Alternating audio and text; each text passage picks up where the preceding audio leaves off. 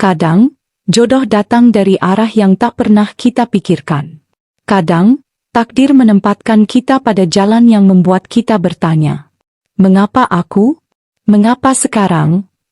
Inilah kisahku, seorang pria sederhana dari Indonesia, yang tiba-tiba dinikahkan dengan seorang janda Arab berusia 55 tahun. Dan sudah hamil besar. Aku pikir hidupku akan berubah biasa saja. Tapi ternyata, malam pertama membuatku melihat sesuatu yang tak pernah kubayangkan sebelumnya. Namaku Ardan, usia 26 tahun. Hanya pemuda desa biasa yang datang ke Timur Tengah untuk bekerja. Aku tidak punya banyak ambisi, hanya ingin menabung dan pulang membawa rezeki untuk orang tua. Tapi hidup selalu punya cara aneh untuk bercanda. Semuanya bermula ketika aku dipanggil oleh salah satu tokoh desa tempatku bekerja. Seorang syaikh tua bernama Syaikh Mubarak. Beliau orang baik, dihormati, dan tidak pernah berbicara kecuali jika hal itu sangat penting. Hari itu, beliau memanggilku ke rumahnya. Rumah besar, dinding batu keemasan, halaman luas dengan pohon kurma menjulang. Aku datang dengan rasa canggung. Masuklah, Ardan, kata Syaikh Mubarak.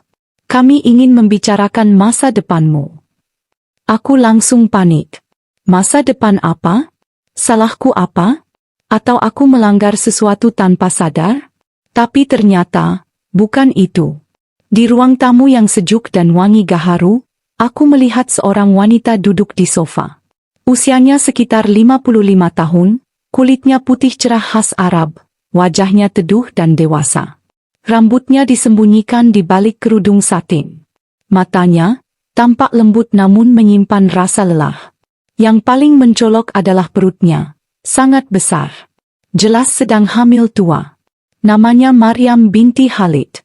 Aku berdiri kaku. Kenapa aku dipanggil menemui wanita yang sedang hamil besar?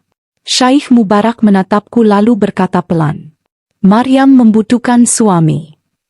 Aku tersentak seperti disambar petir. Dedan, apa hubungannya dengan saya, Syaikh? Saya hanya pekerja biasa. Syaikh menatapku lama. Dia memilihmu. Aku hampir tersedak napas sendiri. Maryam tersenyum tipis.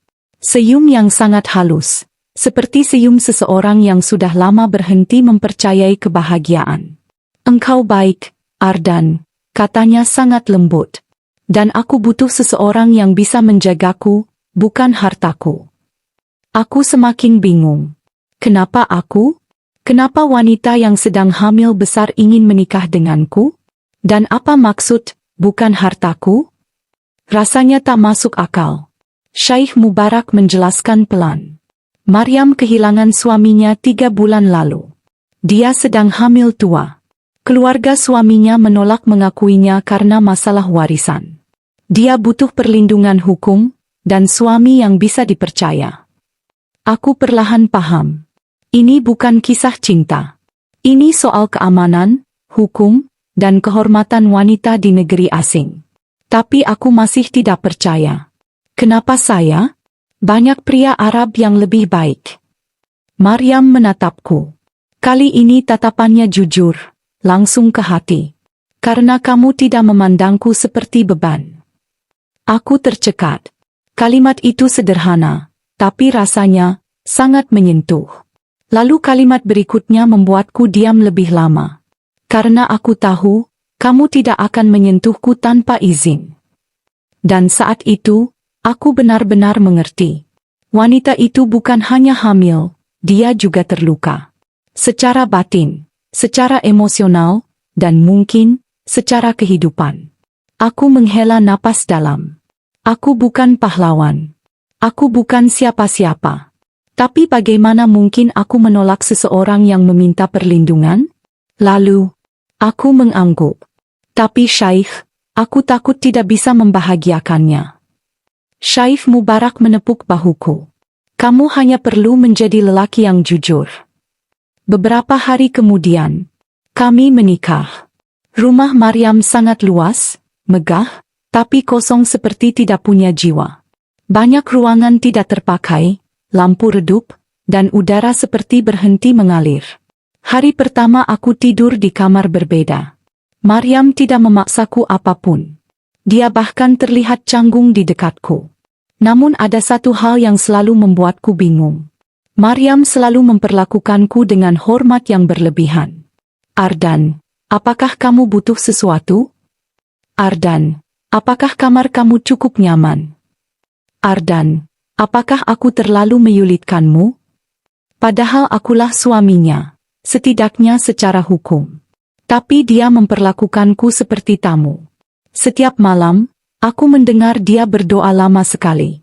Kadang suara isaknya terdengar samar. Wanita itu jelas menyimpan luka dalam. Hari itu Maryam mulai lemah. Kandungannya semakin besar, perutnya tampak berat sekali. Aku mulai membantunya berjalan, memegang lengannya, atau sekadar mengangkatkan bantal.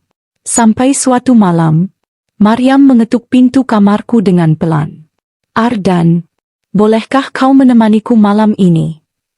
Jantungku langsung berdebar. Ini permintaan yang akan disalahpahami banyak orang. Tapi nada suaranya lirih, seperti anak kecil yang ketakutan. Aku mengangguk dan mengikutinya ke kamarnya. Kamarnya wangi lembut. Lampu redup. Dia duduk di tepi tempat tidur, tangannya gemetar. Ardan. Dia menunduk. Aku takut tidur sendirian. Aku takut sesuatu terjadi pada bayiku. Aku duduk di kursi dekat tempat tidur. Tentu. Aku di sini. Dia menggeleng pelan. Bukan di sana, di sini. Dia menepuk tempat tidur di sebelahnya. Aku menelan ludah. Jantungku seperti drum perang. Ini bukan tentang hal dewasa. Ini tentang kedekatan. Tentang kepercayaan. Aku naik ke tempat tidur, tetap menjaga jarak. Maryam memegang tanganku. Ardan, apakah aku merepotkanmu? Aku menggeleng. Tidak. Aku di sini untuk menemanimu. Maryam menghela napas lega. Helaan yang panjang, seperti seseorang yang sudah menahan ketakutan selama bertahun-tahun. Kami tidak bersentuhan selain tangan kami. Tapi kehangatan itu, entah kenapa terasa sangat dalam. Tiba-tiba Maryam berkata, "Aku khawatir kamu membenciku." Aku mengerutkan kening. Kenapa aku membencimu? Maryam menahan air mata. Karena aku hamil, bukan darimu. Hatiku tertusuk. Bukan karena cemburu, tapi karena rasa sakitnya begitu nyata. Aku berkata pelan. Aku tidak menikah dengan masa lalumu, Maryam. Aku menikah dengan dirimu. Dia menatapku lama. Lama sekali. Tatapan itu bukan tatapan wanita tua. Bukan tatapan seseorang yang lemah. Tapi tatapan seorang wanita yang baru pertama kali merasa aman. Lalu, disinilah kejadian yang membuatku kaget terjadi. Perlahan, Maryam memiringkan tubuhnya, dan bersandar di dadaku. Perutnya yang besar menekan lembut. Kepalanya tepat di bahuku. Tangannya memegang bajuku dengan sangat erat. Itu bukan tindakan romantis. Bukan tindakan menggoda. Bukan tindakan dewasa. Itu adalah tindakan seseorang yang ketakutan, dan akhirnya menemukan tempat untuk berlindung. Suaranya bergetar. Ardan, jangan tinggalkan aku malam ini. Aku tidak bisa tidur sendirian lagi. Aku tidak bisa berkata apa-apa. Tanganku terangkat, dan perlahan aku menyentuh kepalanya. Hangat, lembut, dan manusiawi. Maryam menangis tanpa suara. Air mata jatuh di dadaku, membasahi bajuku. Dan pada malam itu, untuk pertama kalinya, aku tidak melihatnya sebagai wanita yang hamil. Atau wanita berusia 55 tahun, ataupun janda. Aku melihatnya sebagai Maryam. Seorang manusia yang sedang mencari tempat pulang. Aku menghela napas panjang dan berkata, "Aku tidak akan pergi kemanapun. Aku di sini, untukmu." Maryam menggenggam bajuku lebih erat. Tubuhnya bergetar, tapi bukan karena takut, namun karena lega. Malam itu kami tidur dengan jarak sangat dekat. Tidak ada tindakan dewasa. Tidak ada sentuhan yang melampaui batas. Hanya dua manusia yang saling membutuhkan kehangatan. Dan aku tidak tahu bahwa malam itu adalah awal dari sesuatu yang jauh lebih besar dari sekadar pernikahan. Malam itu mengubah segalanya. Setelah Maryam tertidur bersandar di dadaku, aku memandangi wajahnya lama sekali. Ada garis-garis kelelahan yang dalam, tapi juga ada ketenangan baru yang belum pernah kulihat sebelumnya. Aku mengusap kepalanya perlahan sampai napasnya stabil. Saat itu aku sadar. Aku bukan lagi sekadar suami berdasarkan hukum. Aku telah menjadi satu-satunya tempat aman yang ia punya. Namun aku tidak tahu bahwa rasa tenang itu hanya tenang sebelum badai. Aku terbangun lebih awal. Maryam masih tertidur, wajahnya damai, tapi matanya sembab seperti habis menangis lama. Aku perlahan melepas tanganku dari kepalanya dan berdiri, hendak membuatkan teh hangat. Namun sebelum aku sempat berjalan keluar, Maryam membuka mata pelan. Ardan, suaranya lemah. Aku menoleh. Ada apa? Apakah kamu merasa sakit? Dia menggeleng. Aku hanya ingin memastikan, malam tadi bukan mimpi. Aku duduk kembali di tepi tempat tidur. Bukan, Maryam. Aku di sini. Wajahnya berubah lega. Sangat lega sampai membuat dadaku sesak. Aku membantu Maryam duduk, menopangnya agar tidak terpeleset. Perutnya besar sekali. Lebih besar daripada ibu hamil yang pernah kulihat sebelumnya. Ardan, katanya pelan. Bolehkah aku bertanya sesuatu? Tentu. Apakah kamu takut tidur di sampingku? Pertanyaan itu sederhana, tapi penuh rasa sakit. Aku menggeleng. Tidak. Kenapa harus takut? Maryam menunduk. Karena banyak pria, bahkan yang seusiaku, menjauh dariku sejak aku hamil. Aku tersentak. Siapa yang melakukan itu? Maryam diam. Terlalu lama. Lalu berkata lirih. Orang-orang yang seharusnya melindungiku. Aku ingin bertanya lebih jauh, tapi ia buru-buru mengganti topik. Temani aku sarapan, Ardan. Kami makan bersama di meja marmer besar. Suasana canggung, tapi hangat. Maryam sering mencuri pandang, seperti memastikan aku benar-benar berada di sana. Ada sesuatu yang berubah di matanya. Bukan cinta, belum. Tapi sesuatu yang lebih penting, percaya. Namun hari itu juga, aku mulai menyadari hal-hal aneh tentang kehamilannya. Siang hari, Maryam duduk di sofa sambil mengelus perutnya.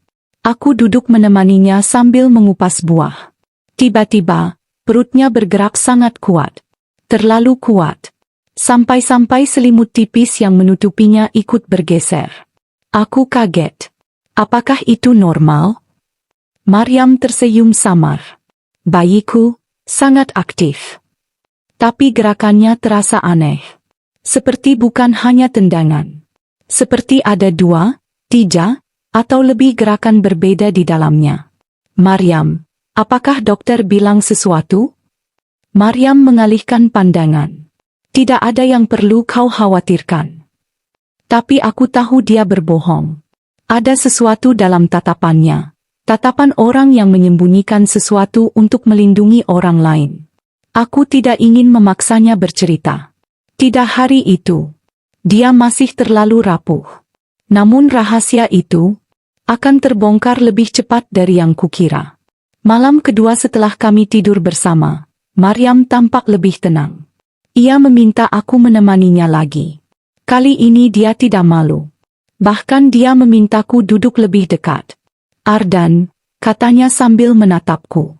Terima kasih untuk malam pertama yang baik. Aku tersenyum. Tidak ada yang aku lakukan. Kamu memberi tempat untukku bersandar. Itu lebih dari cukup.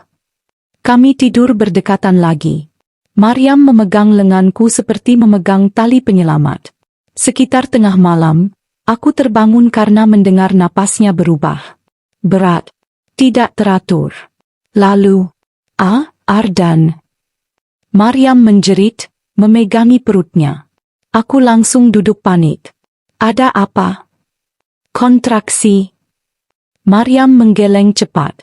Bukan kontraksi. Ini sesuatu yang lain. Perutnya bergerak keras. Namun gerakannya seperti tidak wajar. Seolah ada sesuatu yang mendorong dari dalam dengan kekuatan yang tidak normal untuk usia kandungan. Maryam, panggil dokter. Dia menggeleng kuat-kuat. Jangan. Matanya penuh ketakutan. Dokter tidak boleh tahu, tidak boleh. Aku membeku. Kamu menyembunyikan sesuatu dari dokter? Maryam menutup wajahnya dengan kedua tangan, menggigil. Bukan dari dokter, tapi dari mereka. Mereka siapa? Maryam menatapku penuh ketakutan, seperti dikejar bayang-bayang. Ardan, bayiku ini, bukan bayi biasa. Dadaku seperti berhenti berdetak. Apa maksudmu? Maryam memegang perutnya yang bergetar hebat. Aku mengandung anak kembar. Tapi bukan 2. Bukan 3. Jantungku berdetak keras. Berapa? Maryam menghela napas gemetar. 4. Aku terdiam. 4? Kehamilan kembar 4 memang sangat langka. Tapi masih mungkin. Namun suara Maryam bergetar lagi. Dan satu di antara mereka berbeda. Aku merinding. Apa maksudmu, berbeda? Maryam menutup mata. Air mata mengalir. Anak yang ini bukan seperti saudara-saudaranya. Dia lebih besar. Lebih kuat. Dokter ingin mengambilnya, memaksaku menggugurkannya. Aku tersentak. Kenapa? Karena ia mengatakan detak jantungnya terlalu kuat, tulangnya terlalu cepat tumbuh, dan bentuknya tidak seperti bayi pada usia ini. Aku tercengang. Apa dokter bilang, cacat? Maryam menggeleng. Bukan cacat. Ia menggenggam tanganku erat sekali. Tapi luar biasa. Aku bingung. Luar biasa bagaimana? Dokter bilang, aku mungkin mengandung anak yang akan membahayakan tubuhku. Tapi aku tidak peduli. Aku ingin semua anakku hidup. Maryam menangis lagi, tubuhnya gemetar. Suamiku meninggalkan aku sebelum tahu aku hamil 4. Keluarganya ingin merebut hartanya dan mengusirku. Mereka bilang bayi-bayiku tidak berhak lahir, karena bukan keturunan yang baik. Aku tidak percaya. Mereka menginginkanmu menggugurkan anakmu? Maryam mengangguk, wajahnya penuh trauma. Suami pertamaku ingin aku membuang bayi keempat, karena dokter bilang ia berbeda. Aku mempertahankannya. Dan itu sebabnya keluarga suamiku ingin menyingkirkanku. Aku mengepalkan tangan, marah. Maryam, kamu tidak sendiri lagi. Dia memelukku erat, tubuhnya bergetar. Aku takut, Ardan. Aku takut mereka datang mencari bayiku. Aku takut mereka menemukan aku menikah denganmu. Aku mengusap punggungnya lembut. Sekarang aku yang menjagamu. Tidak ada yang akan menyakitimu. Maryam menangis di dadaku lama sekali. Namun ketakutannya bukan kehamilannya. Tetapi seseorang. Seseorang yang ternyata benar-benar datang. Pagi berikutnya, saat aku sedang menjemur selimut, sebuah mobil hitam berhenti di depan rumah. Mobil mewah dengan kaca hitam pekat. Rumah Maryam jarang didatangi siapapun. Aku melihat dari jendela. 2 pria keluar, berjas hitam, tinggi besar, wajahnya dingin. Aku langsung tahu. Ini bukan tamu biasa. Mereka berjalan mengetuk pintu. Aku segera menghampiri sambil mencoba tenang. Salah satu dari mereka bertanya, "Mana Maryam binti Khalid?" Suaranya dingin. Aku menelan ludah. Kenapa mencari beliau? Ini urusan keluarga, katanya tegas. Maryam mendengar dari dalam dan berlari ke belakang kamar. Ardan, jangan biarkan mereka masuk. Aku menghadang pintu. Saya suaminya. Bicara dengan saya. Mereka saling memandang. Lalu pria itu berkata, "Suamimu sudah mati. Kau bukan siapa-siapa." Aku hampir membalas, tapi pria itu mengeluarkan amplop tebal. "Ini dokumen hukum. Semua hak Maryam akan diambil alih keluarga suaminya." Dadaku panas. Tidak bisa. Dia sudah menikah dengan saya. Pria itu tersenyum sinis. "Itulah sebabnya kami datang, untuk memastikan pernikahan itu batal." Aku merinding. "Maksudnya?" Pria itu mendekat dan berkata pelan, "Karena yang dia kandung, bukan keturunan keluarga kami." Aku mengepalkan tangan. "Dia mengandung anak suaminya." Pria itu tersenyum mengejek. "Benarkah? Apakah Maryam memberitahumu bahwa salah satu bayi itu bukan darah suaminya?" Aku membeku. Itu tidak masuk akal. Tidak mungkin. Namun tatapan pria itu tidak menunjukkan kebohongan. Salah satu bayi itu, Ardan, bukan dari suaminya. Dan keluarga kami tidak akan membiarkan anak itu lahir. Darahku seperti berhenti mengalir. "Apa yang kalian inginkan? Maryam harus menyerahkan bayinya, atau menyerahkan seluruh hartanya. Pilih salah satu." Aku menutup pintu keras-keras. "Pergi dari sini." Mereka tetap tenang. "Kau suami baru tanpa kuasa apapun, orang Indonesia. Jangan ikut campur." Mobil mereka pergi, tapi ancamannya tidak pergi. Aku masuk ke dalam. Maryam duduk di lantai, memeluk perutnya erat-erat, wajahnya pucat. "Ardan," suaranya gemetar. "Mereka sudah datang?" Aku mengangguk. Mereka bilang, "Salah satu bayi itu bukan dari suamimu." Maryam menutup wajah. Dan kali ini, dia menangis keras. "Ardan, aku ingin memberitahumu sejak awal, tapi aku takut kamu pergi." Aku berlutut di hadapannya. "Apa yang sebenarnya terjadi?" Maryam tersengal-sengal menahan tangis. "Suamiku, lama tidak menyentuhku karena sakit. Tapi aku ingin sekali punya anak. Aku melakukan pengobatan kesuburan, suntik hormon, terapi, semua yang bisa kulakukan." Aku menatapnya tak berkedip. "Lalu?" Maryam memandangku dengan mata penuh air. "Suamiku meninggal sebelum prosesnya selesai. Tapi satu embrio masih berkembang. Bayi itu berbeda dari saudara-saudaranya." Aku terdiam. Jadi bayi keempat itu bukan dari hubungan suami istri, tapi dari program medis. Maryam mengangguk cepat. "Ya, tapi itu tetap legal.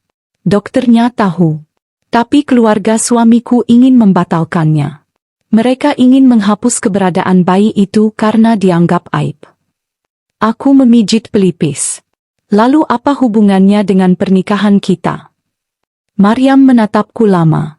Sebelum akhirnya berkata, "Aku menikah denganmu untuk menyelamatkan bayi itu." Suara Maryam bergetar. "Supaya bayi itu lahir dengan nama ayah, yaitu kamu." Aku terdiam. Lama. Sangat lama. Maryam menunduk pasrah, seolah siap ditolak. "Ardan, maafkan aku. Aku tidak berniat memanfaatkanmu. Aku hanya ingin anak-anakku selamat." Aku memegang kedua tangannya. "Maryam, dengarkan aku." Dia menatapku dengan mata merah. "Kita hadapi ini bersama." Wajah Maryam langsung pecah dalam tangis. Tangis lega, takut, dan bersyukur jadi satu. Dia memelukku erat. Tapi saat itulah, aku merasakan sesuatu. Perut Maryam bergerak lagi. Kali ini lebih kuat dari sebelumnya. Seperti ada sesuatu di dalam sana yang berjuang keras. Maryam memegangi perutnya sembari menggigit bibir.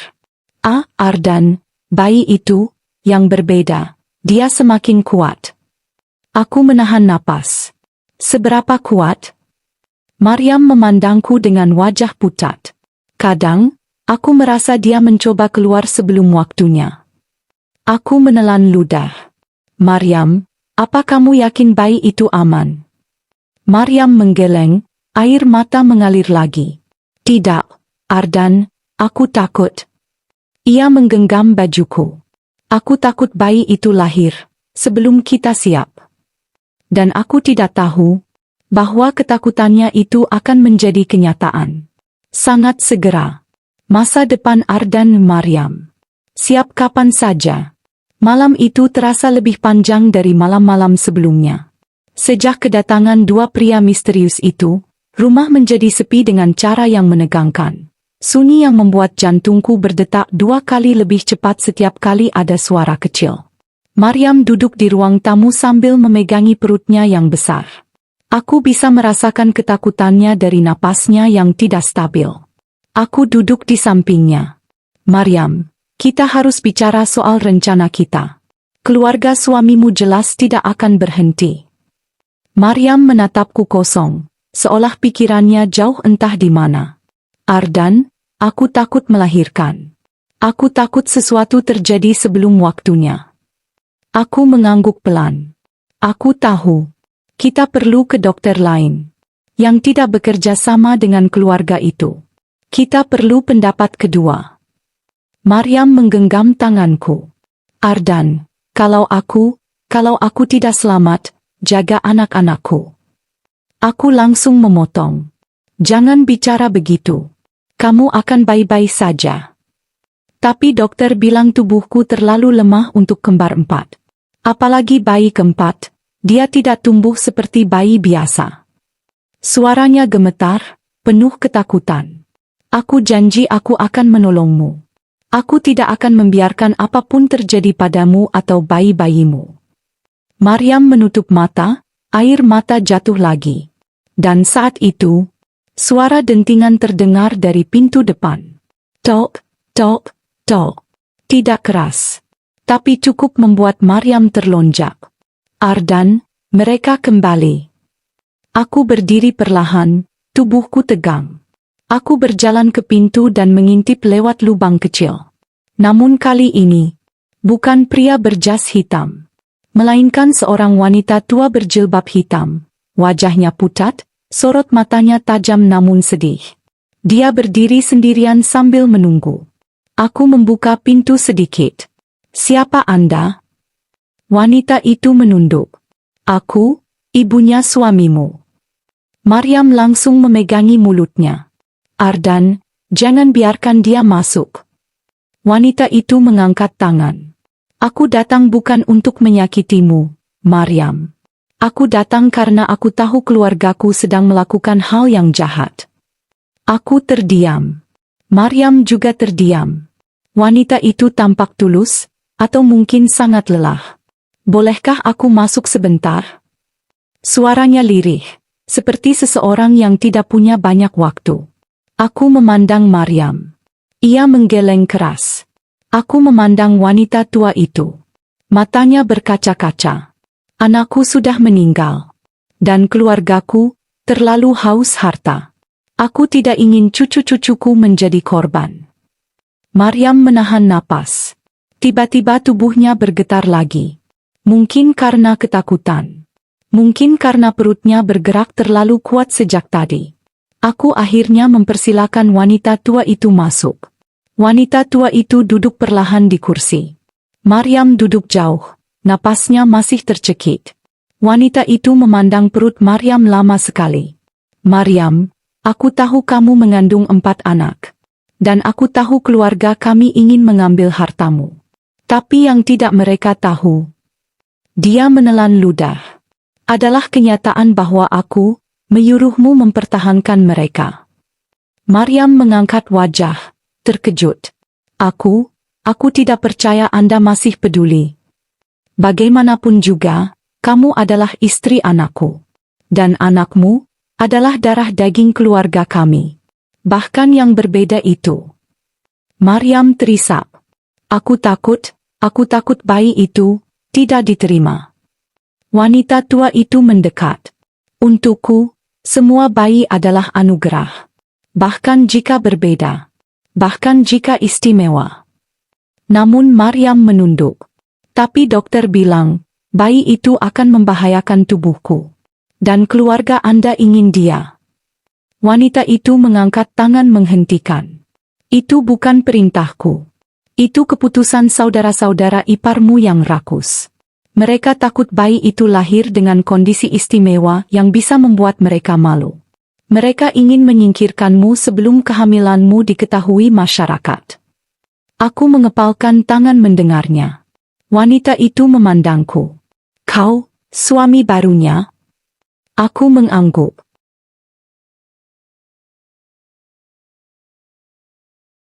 Matanya berkaca-kaca melihatku. Terima kasih. Kau mungkin tidak tahu, tapi kehadiranmu menyelamatkan hidup Maryam. Maryam menunduk, menangis diam-diam. Wanita itu berkata lagi, aku datang untuk memperingatkan kalian satu hal. Aku menegakkan tubuh. Malam ini, keluargaku akan datang. Maryam langsung lemas. Apa? Malam ini? Wanita itu mengangguk. Mereka ingin mengambil Maryam secara paksa. Aku menggertakkan gigi. Biarkan saja aku hadapi mereka. Tidak. Wanita itu memotong. Kau harus membawa Maryam pergi. Sekarang. Maryam memegangi perutnya. Aku tidak kuat berjalan jauh. Wanita itu menatapku dengan sorot penuh harapan. Ardan, hanya kau yang bisa menyelamatkannya. Aku mengangguk tanpa ragu. Namun sebelum aku sempat bicara, tiba-tiba Maryam menjerit. Ardan. Aku berlari menghampirinya. Dan saat itulah aku merasakan sesuatu. Perut Maryam bergerak seperti gelombang besar. Bukan seperti tendangan, tapi seperti dorongan kuat dari dalam. Maryam menggigit bibir menahan sakit. Aku rasa, ini waktunya. Wanita tua itu terkejut. Tidak. Masih terlalu cepat. Ini bukan jadwalnya. Aku panik. Maryam, apakah ini kontraksi? Maryam menggeleng keras. Bukan kontraksi biasa. Ini bayi keempat. Dia memaksa keluar. Aku segera menggendong Maryam menuju mobil. Wanita tua itu ikut membantu. Kita tidak bisa ke rumah sakit besar. Keluargaku punya orang di sana. Kita harus ke klinik kecil di ujung kota. Aku mengangguk dan menyalakan mesin. Sepanjang perjalanan, Maryam memegang tanganku erat, tubuhnya menggigil. Ardan, aku takut aku tidak cukup kuat. Aku di sini. Dengarkan aku, Maryam. Kamu tidak akan sendirian. Aku di sini. Wanita tua di belakang memegang bahu Maryam, mencoba menenangkan. Bertahanlah, Maryam. Anak-anakmu menunggu untuk lahir melihat dunia. Maryam menggeleng, air mata mengalir. Aku takut anak keempatku tidak seperti yang mereka pikirkan. Aku takut dia membuatku. Tiba-tiba Maryam menjerit keras, lebih keras dari sebelumnya. Aku hampir menghentikan mobil. Maryam. Dia mencengkeram perutnya. Ardan, aku tidak bisa. Aku tidak bisa menahan. Dia terlalu kuat. Mobil hampir oleng. Wanita tua itu berteriak. Cepat Ardan. Dia bisa melahirkan di mobil. Aku melaju secepat mungkin. Namun takdir tampaknya tidak menunggu. Saat kami baru sampai setengah jalan menuju klinik, Maryam menjerit lagi. Ardan. Ini dia keluar. Aku belum pernah setakut itu dalam hidupku. Aku berhenti mendadak di pinggir jalan. Wanita tua itu langsung turun membantu Maryam. Ardan, siapkan selimut. Aku membuka bagasi, mengambil selimut tebal dan air mineral. Maryam terbaring di kursi belakang mobil, keringat membanjiri wajahnya. Perutnya bergetar. Wanita tua itu memeriksa. Ini bukan bayi pertama, ini bayi keempat, dia yang keluar duluan. Maryam memegang tanganku, mencakar kulitku karena sakit. Aku tidak kuat. Aku menggenggam tangannya lebih kuat. Kamu bisa, Maryam. Kamu harus bertahan. Wanita tua itu memandu napas. Tarik napas. 1, 2, 3. Maryam menjerit. Dan dalam beberapa detik, tangisan pertama terdengar. Tapi, tangisan itu tidak seperti bayi prematur. Tidak pelan. Tidak lemah. Tangisannya kuat. Sangat kuat. Wanita tua itu terkejut saat mengangkat bayi itu. Subhanallah. Aku menatap. Maryam menatap. Kami berdua terdiam. Bayi itu, bayi keempat yang katanya berbeda. Lahir dengan ukuran hampir sama dengan bayi cukup bulan, padahal seharusnya prematur. Tubuhnya kuat, kulitnya merah sehat, tangisannya menggema. Maryam menangis, memeluk bayinya. Ardan, dia sehat. Wanita tua itu juga menangis. Ini bukan bayi cacat, ini bayi kuat, bayi istimewa. Aku menyentuh kepalanya pelan. Dan saat itu, bayi itu membuka matanya, mata yang tajam, penuh kehidupan. Maryam memelukku sambil menangis dalam kebahagiaan dan rasa lega. Namun kebahagiaan itu tidak berlangsung lama. Karena dari jauh, suara mobil lain mendekat cepat. Wanita tua itu pucat. Itu mereka. Aku menggendong bayi itu dan menatap Maryam. Kita harus pergi. Sekarang. Kami masuk kembali ke mobil. Aku menancap gas sekuat tenaga. Mobil hitam mengejar dari belakang. Maryam memeluk bayinya erat-erat. Aku tidak akan menyerah lagi. Aku tidak akan biarkan siapapun mengambil anakku. Aku menatapnya. Maryam tidak lagi tampak rapuh. Tidak lagi tampak takut.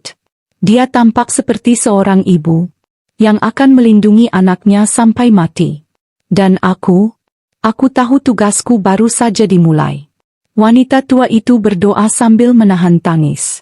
Ya Allah, lindungi keluarga kecil ini. Mobil hitam terus mengejar. Namun kami berbelok ke jalan kecil menuju klinik kecil yang tersembunyi. Begitu sampai, dokter yang kami percayai langsung membawa Maryam masuk untuk membantu persalinan 3 bayi lainnya.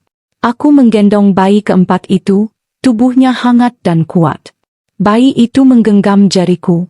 Dan aku sadar, inilah alasan aku dipertemukan dengan Maryam. Maryam berhasil melahirkan ketiga bayi lainnya dengan selamat. Semua sehat. Semua kuat. Keluarga suami Maryam akhirnya mundur setelah wanita tua, ibunya suami Maryam sendiri, mengakui kebenaran bahwa bayi itu sah dan berhak mendapatkan perlindungan. Kami pindah ke rumah kecil jauh dari kota. Maryam memandang anak-anaknya dengan senyum damai. Dan ketika aku berdiri di belakangnya, Maryam memegang tanganku. Ardan, terima kasih sudah mau menjadi ayah bagi anak-anak yang bahkan bukan darah dagingmu. Aku menggeleng. Mereka mungkin tidak lahir dari darahku, tapi mereka lahir dalam hidupku. Maryam bersandar di bahuku. Bagaimana jika aku jatuh cinta padamu? Aku tersenyum. Maka aku akan berusaha layak untuk dicintai. Maryam menatapku, mata berkaca-kaca. Terima kasih, suamiku. Dan aku tahu, hidupku berubah selamanya.